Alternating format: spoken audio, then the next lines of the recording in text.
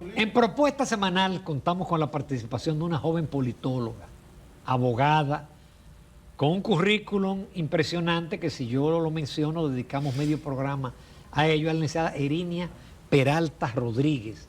Ustedes la ven mucho a ella los martes en un segmento en Telenoticias, así que es una persona conocida, es asesora, ha trabajado fuera del país y le damos la bienvenida a su debut en Propuesta Semanal. Muchísimas gracias por la invitación y para mí un honor compartir con usted y también con los amigos que sé que lo sintonizan fielmente cada semana. Sí. Y por supuesto, lo primero es un brindis con Café Santo Domingo, que a esta hora, 9 de la mañana del domingo, entona, es una especie de lo que resucita a uno, ¿verdad? Del sueño. Irina, todavía estamos ahí. Perdón, y está Ana Patricia, virtual, que también se nos va a integrar en algún momento en las preguntas. Pero bueno, estamos todavía en esta semana, yo creo que se agota esta semana, pero todavía en esta semana estamos en el análisis de el montaje electoral, de los resultados, de cómo se dio, de las encuestas, todo ese tipo de cosas. Me gustaría un introito tuyo general y de ahí entonces nos vamos a muchísimos aspectos importantes como el método de Hunt y cosas así por el estilo. Bueno, yo creo que si pudiéramos, digamos que hablar de una evaluación general del proceso en cuanto a la organización, creo que la Junta Central Electoral entregó un buen proceso, tanto en presidencial como en los municipales, porque aunque la oposición manifestó varias quejas, creo que la Junta pudo incorporarlas y corregir algunos fallos que se fueron generando y que fueron señalados por la oposición. Y me parece que en cuanto a la entrega de los resultados, el montaje, fue bastante buena la labor de la Junta Central Electoral. Esto como ya digamos en la organización del proceso. Ya dentro del proceso... O sea que, perdón, yo estuve en esta semana Eddie Olivares, que fue miembro de la Junta, y él reconoció que fue extraordinario. Yo hasta lo felicité. Sí. Tú que fuiste de una Junta, reconocer que el trabajo de esta fue extraordinario, dice mucho de ti. Yo creo que a mí me parece igual. Creo que la Junta hizo un gran trabajo y en cosas que se ven y cosas que no se ven o que no se suelen valorar.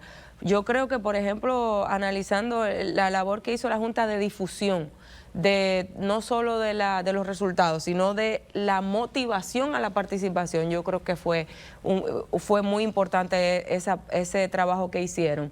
Y la entrega de los resultados en tiempos récord, tanto en las municipales como en las presidenciales, ya a las 8:30 de la noche se sabía el panorama electoral del país, no sí, y no cambió. Yo creo que sí, que hay que felicitar a la Junta por ese trabajo. Sigue siendo preocupante el tema de la abstención en este proceso. Ya creo que tenemos que empezar a analizar si esto se trata de un patrón de abstención, porque en las elecciones del 2020, que tuvimos un porcentaje similar, lo atribuimos a la pandemia. Pero en esta ocasión y en las municipales dijimos, bueno, generalmente las elecciones municipales movilizan menos personas, que debería ser lo contrario, pero sucede eso. Pero en estas presidenciales no había razón para que votara tan poca gente y creo que hay que sentarse y evaluar eso. Y yo decía justamente en mi comentario de esta semana en Telenoticias que cuando cierra un proceso hay muchas cosas que evaluar. Reconocí, iniciando este comentario, la labor de la Junta, pero ya dentro de lo que sí hay que analizar, hay varias cosas. El tema de la abstención es uno sin dudas, pero otro es que se han observado en este proceso, por ejemplo, los votos nulos, fueron muchos votos nulos. Eso es una cosa que hay que ver, ¿por qué pasó? Otro tema... Sí, porque por ejemplo, vamos a decir que en los diputados hubo gente que se confundió en marco de los diputados. Pero a mí me llama la atención que en la presidencial hubo 66,000 votos nulos y cómo usted equivocase en la presidencial. Porque usted marca su candidato. Eso es algo que hay que analizar y que se puede analizar. Porque yo siento que nosotros como país tenemos que asumir la cultura de analizar los procesos. Que no se hace. No se hace. ¿qué hacemos nosotros con los recursos que se interponen ante el Tribunal Superior Electoral? Se evalúa eso, se dice, por ejemplo, una enseñanza de este proceso es que definitivamente los partidos no pueden seguir eligiendo sus candidatos con el método de encuestas, del cual todos abusaron en este proceso. Se evidenció que eso no es posible, que no es sostenible. Entonces, ¿qué vamos a hacer con esa información? Yo creo que toda esa información que generó el proceso tiene que servir de insumos para mejorar el que viene, mejorar las elecciones del 2028, que increíblemente esto que estoy diciendo ahora no es una conversación a destiempo, porque son cosas que se deben empezar a aplicar desde ahora. Lo que sí es a destiempo es que ya parece que se está empezando a hablar de candidatos. Pero y, sí, en el partido oficial. Sí, eso Ese disparo de salida a mí me atemoriza. El hecho de que el propio presidente Luis Abinader en su discurso de victoria haya indicado que no optará por un tercer periodo, a pesar de que está prohibido constitucionalmente, pero habló de alguna reforma constitucional y tocó este tema, yo creo que también incentiva a que esas aspiraciones empiecen a salir más rápido, pero yo estoy viendo conversación sobre el 2028 desde antes de las elecciones del 19 de mayo del 2024. O sea, después de las municipales, aquí salieron mucha gente a hablar del 2028, como si ya daban por seguro el 24. Entonces empezó la conversación sobre el 2028, y no solo en el PRM, también en otros partidos. Irinia, y la parte de las encuestas. Yo, que tengo años bregando en esto, nunca había visto tantas encuestas incidiendo. Yo creo que había como 40 encuestas. Uno tenía 10, 12, 15. Algunas acertaron, pero la gran mayoría no acertó. Porque yo le discutía con mi compañera en Telematutino que, bueno, el que dijo 65, 22 y 10, ok, usted dijo las posiciones, pero usted está muy distante de lo que ocurrió realmente. Sí, yo creo que todas las encuestas, casi todas, para no ser tan, digamos que categórica, pero casi todas las encuestas se equivocaron en la participación, en el porcentaje de participación. Sí. Porque en promedio, si no mal no recuerdo, todas daban un 68 de participación cuando se sumaba el seguro que voy a votar y probablemente iré a votar. Daba como 68. Y a partir de ahí empezamos que por eso siempre se pensó en un 30%, que es el histórico. Exacto. Ahí yo creo que todas las encuestas, ninguna encuesta me parece que acertó en ese punto. En la intención de votos presidencial, creo que 2 o 3 acertaron, o sea, que dieron el porcentaje exacto, pero otras no. O sea, otras fueron se quedaron muy por debajo del promedio.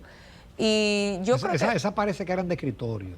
Bueno, reconocidas por la Junta. Esa que llegaron a dar 70. Sí, el 70. Y usted sabe que creo yo que ese porcentaje lo habíamos dicho ya antes. Ese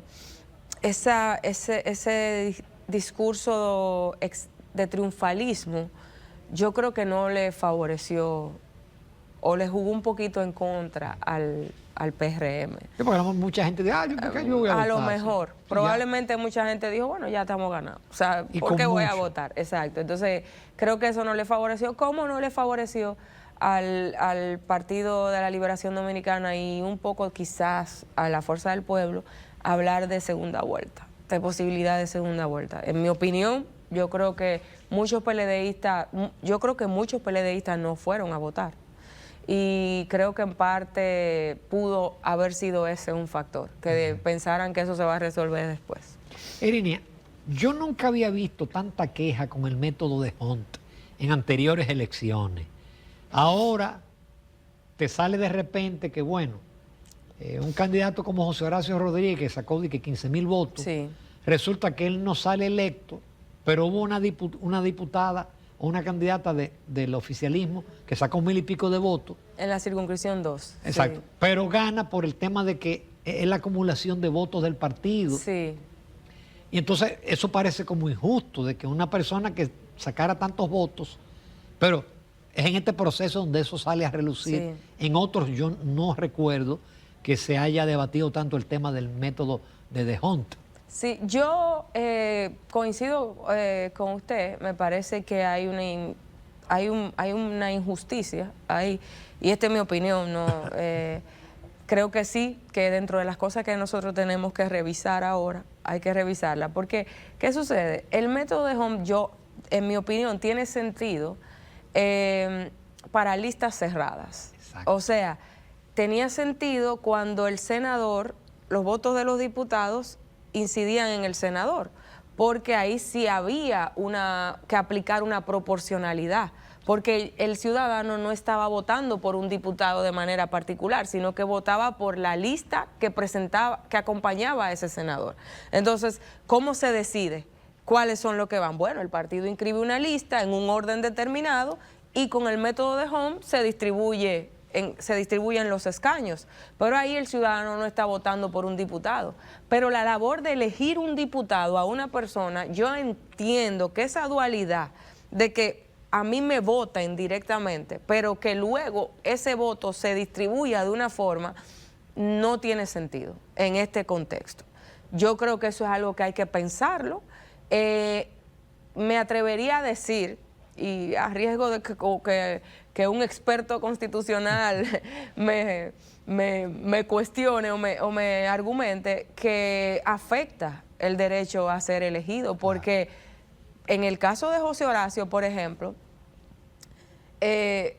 14,000 personas votaron por él. ¿Qué le decimos a esas 14,000 personas? Él tuvo más votos que la mayoría de los que fueron. Todo lo de la oposición. Y él tuvo más votos que muchos de los que ganaron. Entonces, que fue el de la oposición más votado. Entonces, ¿qué le decimos? ¿Qué decimos a esa persona? La lógica de eso era que se garantizara que las minorías pudieran, pero en este caso no está sucediendo. No. Entonces, está beneficiando a las mayorías. Exacto. Entonces, ¿cómo se compone esa boleta? O sea, ¿cómo ganan los que ganan? Es decir, yo creo que hay que revisarlo, como hay que revisar otras cosas. Por ejemplo, yo pienso que aprovechando este espíritu de reformas que están pendientes y temas que nosotros tenemos pendientes, y aprovechando el hecho de que el propio presidente se ha abanderado de eso y que tiene una intención de impulsarla y de sentarse con todos los sectores a hablar de esto, yo creo que hay que hablar de ese tema. O sea, yo creo que aquí hay que hablar de una reforma electoral realista, que recoja todo esto y que verdaderamente se cree o sea, de lo que surja atendiendo o tomando en cuenta la realidad de nuestro sistema, porque no podemos aspirar a cosas que en la práctica terminan siendo más perjudicial, o a mantener cosas que en la práctica terminan siendo más perjudicial. Yo he visto muchas opiniones. No, que el método estaba, que ahora se están quejando porque no favorece.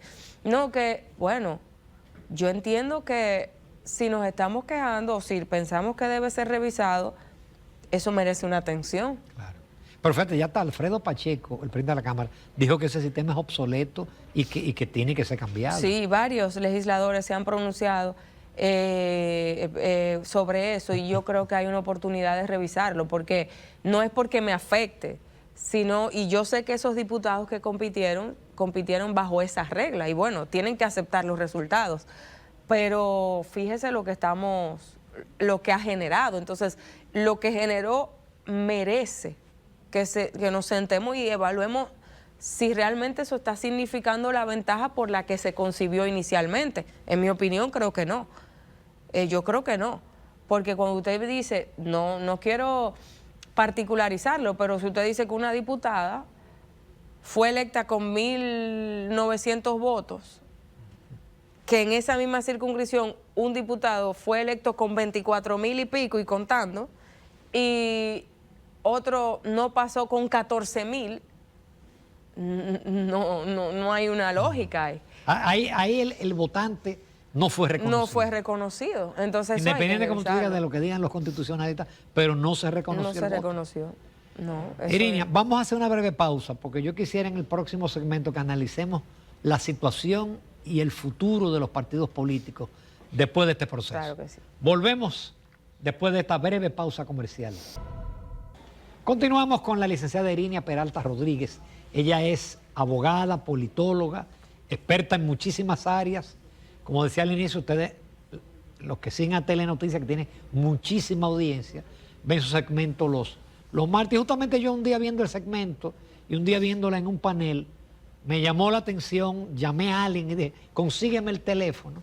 Y bueno, por eso la localicé y ella muy gentilmente aceptó la invitación a Propuesta Semanal, porque pienso que en toda esta etapa, los politólogos, los sociólogos, viene una especie de limbo político, pienso yo, pero a lo mejor no, a lo mejor nos metemos en campaña. A lo mejor arranca la campaña antes de tiempo. Irinia, hubo resultados, por ejemplo, PRD, y el PRD tuvo menos votos que Virginia Antares, que Carlos Peña, que el Cobrador.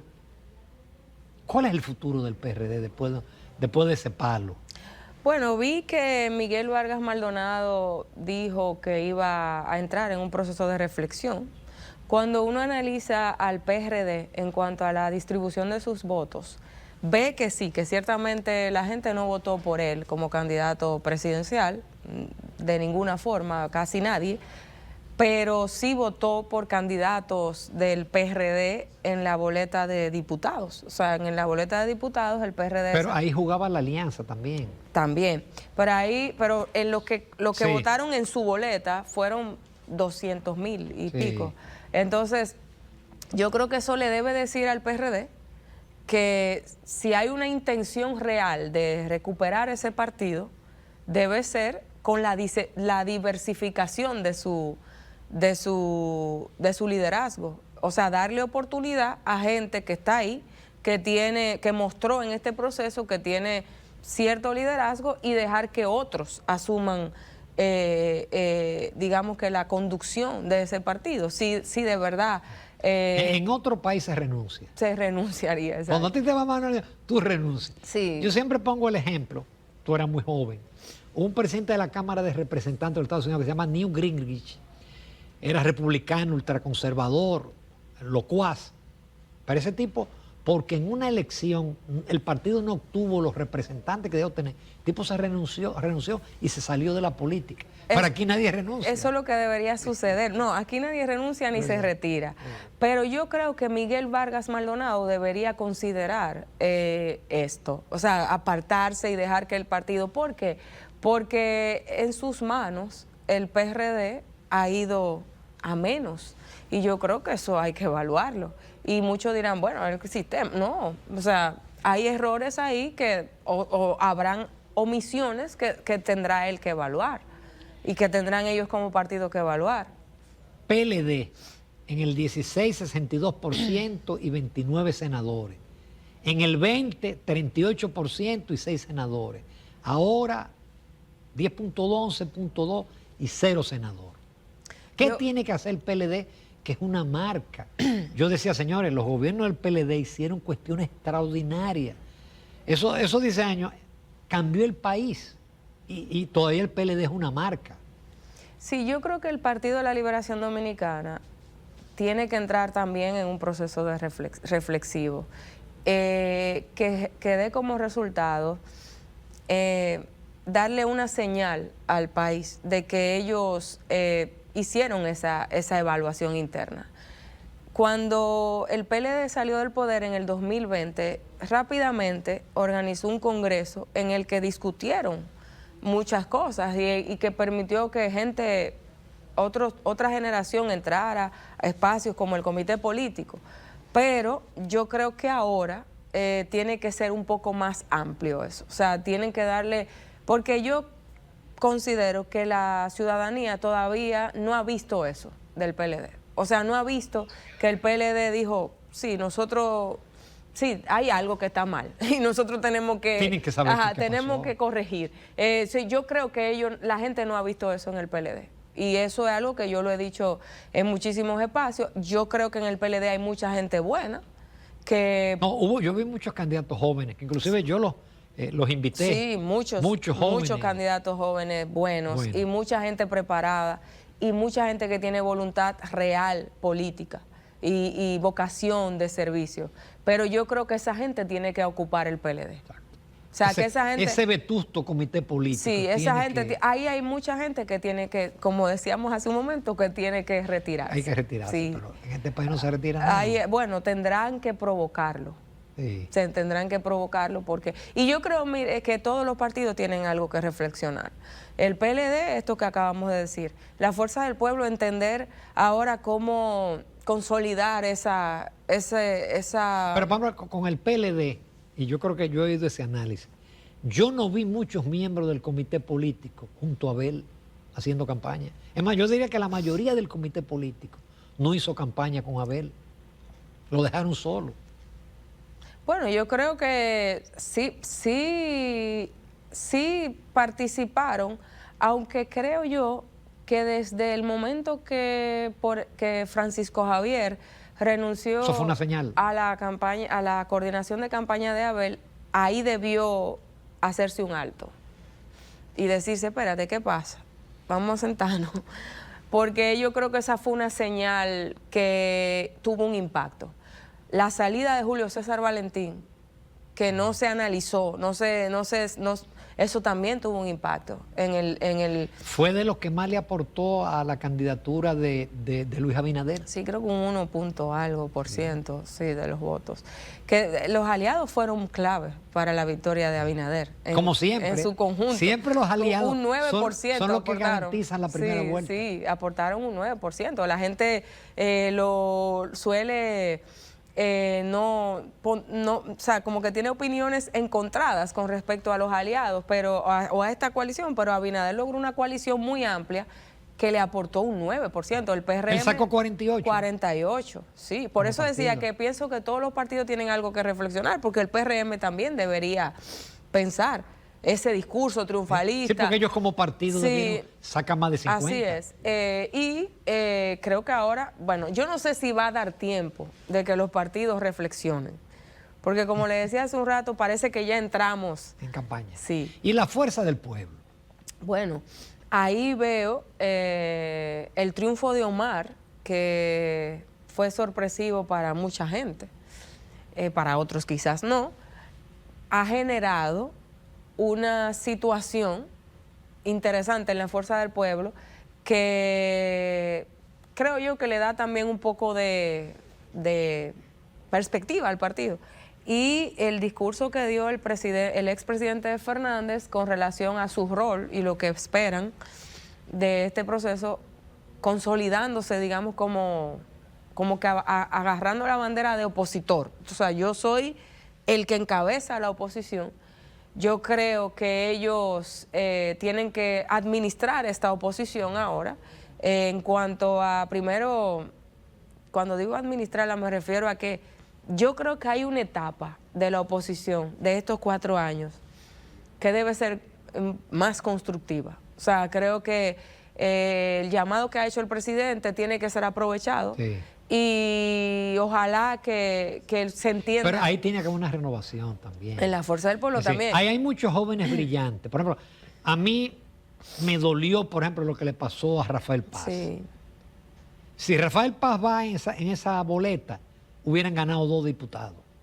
Entonces tú dices, tiene que haber, ese partido tiene muchos jóvenes que ya son los que tienen que ser la cara del partido. Pero no se percibe eso. No. O sea, no se percibe eso porque la fuerza del pueblo parece, y esta conversación con la candidatura de Omar puede acentuar ese sentimiento de que es un partido en el que solo un sector del partido tiene presencia. Yo creo que, por eso decía que tienen que administrar este proceso mejor. Parecería que vamos a tener 16 años de PRM o 20 o 12. Yo creo que sí, que si se sabe, porque mire, hay que saber manejar las derrotas, pero también hay que saber manejar las victorias, más. No, ellos tienen que verse en el espejo del 16. De los otros, claro, tienen que verse en el espejo de los otros y administrar este proceso. Yo creo que el presidente Abinader tiene un gran reto, porque como ahora tiene un mejor contexto, tiene mayoría, no es el mismo gobierno que se estrena en medio de una pandemia, ya no tenemos ese desafío. Tiene un reto y además, habiendo él dicho que no se va a reelegir, estos 4 años son para construir, si no se va a reelegir, construir su legado. Entonces tiene un reto importante de cómo, de gobernar estos 4 años con mucha sabiduría. Y yo creo que le ha dado señales de, por lo menos, creo que siempre, o sea, no podemos quitarle al presidente Abinader. Abinader sorprendió. Sí, y ha sido un presidente que ha mostrado una verdadera vocación de escuchar. O sea, creo que el presidente Abinader es un presidente con el que se puede dialogar, que promueve el diálogo, y creo que ha sido una sorpresa política para mucha gente. Sí. Y yo creo que él tiene ahora el desafío de gobernar con todo esto a su favor, administrando muy bien estos recursos. De hecho, no tiene pretexto para la reforma porque tiene un dominio. Aún en los diputados él tiene más de la tercera parte ya. Sí. Digo, de las 2 terceras partes sí. Que tiene. Sí, hay muchas reformas pendientes. ¿Tú crees que realmente él no va a aspirar a un tercer? Porque yo me imagino en el segundo periodo, presidente, usted es imprescindible, porque eso viene. Sí. Y es difícil uno vencer esa tentación, porque todos los presidentes han dicho, yo no voy. Él mismo dijo que no iba a reelegirse. Sí. Entonces, este es un país donde no es tan... Pero él no tenía por qué decirlo. Sí. Y lo dijo muy temprano. Por ahí es que yo tengo el temor de que lo dijo demasiado temprano. No, yo creo que el haberlo dicho tan temprano es una señal de que probablemente no lo esté considerando realmente hoy. Pero eso puede provocar... Eso podría cambiar. Pero, bueno, Irina, pero... Eso, y él dice que va a reunir a los precandidatos, puede provocar una campaña de tiempo en el partido oficial. Que ese es el reto que él tiene. Porque ahora el presidente Abinader tiene que elegir sabiamente, por ejemplo, quién lo va a acompañar en el gobierno. Porque usted no puede tener un grupo de funcionarios que también sean candidatos, por ejemplo. Tiene que saber administrar eso, esa parte, que se van a desatar muchas cosas ahí. Entonces ahí por eso le decía, es todo lo que hay que saber administrar. Todos tienen retos, todos tienen que analizar, todos tienen que saber cómo se van a conducir en los próximos meses y que son claves estos primeros 3 meses. Digamos que de aquí a agosto hay señales claves que tienen que darse a la ciudadanía, de reflexión, de recomposición, de rediseño. Todos, no solo los que perdieron, todos tienen que dar esas señales. Definitivamente. Te felicito. Gracias. Magnífico debut. Te invitaré al telematutino y con cierta frecuencia porque los politólogos, los abogados y los sociólogos tienen un papel importante en esta etapa donde la oposición no va a tener tanta presencia mediática. Ya sí la tendrá más adelante. Bueno, muchísimas gracias, Irene. Muchísimas gracias. Nos vamos a comerciales, amables televidentes. Continuamos con Propuesta Semanal.